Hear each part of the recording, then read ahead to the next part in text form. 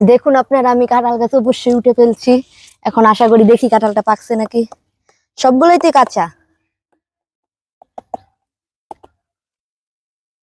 দেখুন এখন উপরে উঠতেছি দিক দিয়া।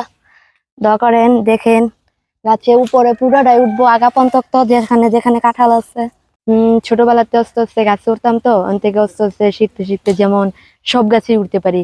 একদিন হঠাৎ করে কেমনে জানি নারিকেল গাছ উঠলাম। এই নারিকেল গাছেতে সব গাছে উঠা, প্রথম আমচাম গাছে উঠছি, পরে হঠাৎ একদিন নারিকেল গাছে মহিলাই বললা উঠাইছি। সুপারি গাছে উঠছি, সুপারি গাছে উঠছি। এই যে আমাদের দেশে অনেক আম কাঁঠাল আছে গাজীপুর এলাকায়, সবাই তো জানেন গাজীপুরের দিকে আম বাগান। ওখানে আমি অনেক আম জাম মানুষের সব পাইরা দিচ্ছি। এই সেই পাইরা দিতাম। আমগো নিজের কাছে পেঁপেও আমি পারছি, অনেক পেঁপে গাছে উঠতে পারি, কিন্তু এখন তো পেঁপে গাছ নাই যে আপনাকে নিজে চোখে দেখাই দিতাম। থাকলে আমি অবশ্যই পেঁপে গাছে উঠতে দেখাইতাম।